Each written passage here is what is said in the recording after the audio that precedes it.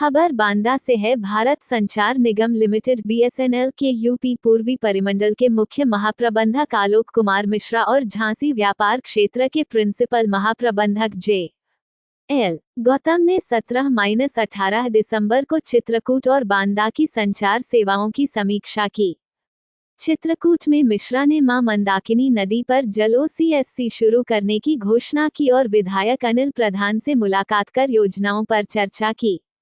उन्होंने गरीब छात्रों के लिए इंटरनेट और रामघाट पर मुफ्त वाईफाई की संभावनाएं भी सुझाईं।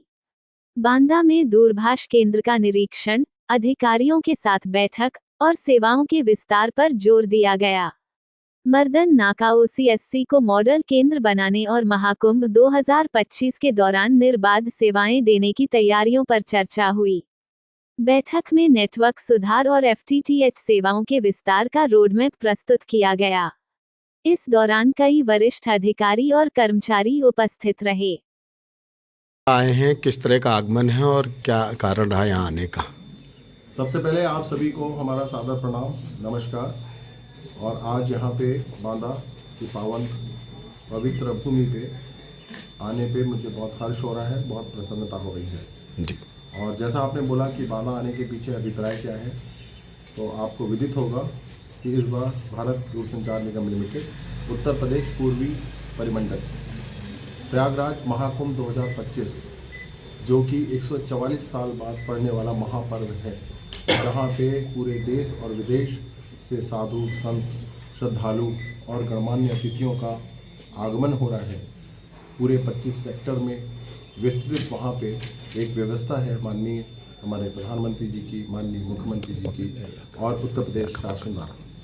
वहाँ पे बीएसएनएल ने बढ़ कर सहभागिता अपनी वहाँ पे दिखाई है और आपको बताते हुए ये मुझे बहुत गर्व और प्रसन्नता हो रही है कि वहाँ पूरे कुंभ मेला क्षेत्र में 25 सेक्टरों में हम लोगों ने करीब 100 के आसपास बीटीएसओ की संस्थापना करी, उनको सुचारू रूप से चालू कराया, उनका पूरा ड्राइव टेस्ट कराया और उसमें हमने वॉइस क्वालिटी, डेटा क्वालिटी की गुणवत्ता को हमारी टीम ने रात दिन वहाँ पे लग के पूरी हमारी जो टीम है उनके साथ हम लोगों ने उसको सुनिश्चित किया।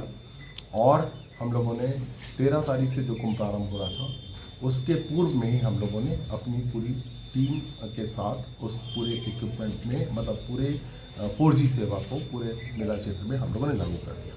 साथ ही साथ हम लोगों ने वहाँ पे हम लोगों ने पूरे मेला क्षेत्र में OFC का जाल बिछाया है। हमारे पास चप्पे चप्पे पे OFC क्यों ले रहे हैं? और जितने भी वहाँ पे हमारे श्रद्धालु हैं और बड़े बड़े अखाड़े हैं, महात्मा हैं, जेब में डाल लो, नीचे से पकड़ो आईडी और नीचे से ऊपर वहाँ पे कैंप ऑफिस हैं और बड़े बड़े वहाँ प्रतिष्ठान हैं, बहुत सारे वहाँ पे होटल्स हैं, बहुत सारे तीर्थयात्रियों के लिए बहुत सारे सेंटर्स बनाए गए हैं, हेल्प रेस्क्यू सेंटर्स बनाए गए हैं।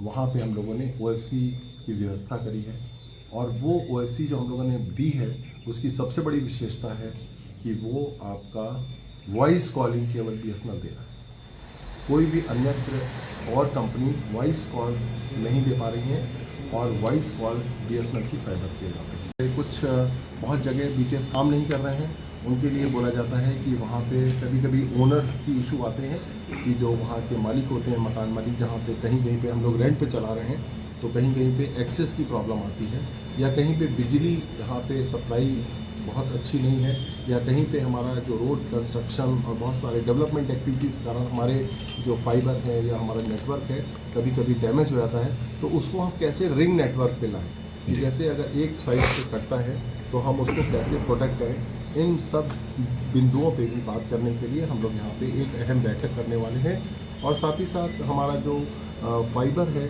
उसको हम जन जन तक कैसे पहुँचाएँ, घर घर बीएसएनएल, हर घर बीएसएनएल।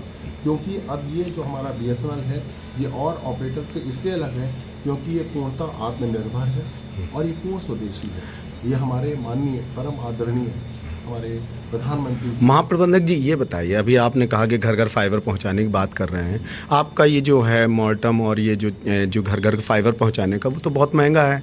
जियो इतने ही पैसे में 6 महीने तक दे रही है, उतने का तो खाली आपका मॉर्टम है, समझ रहे हैं सर?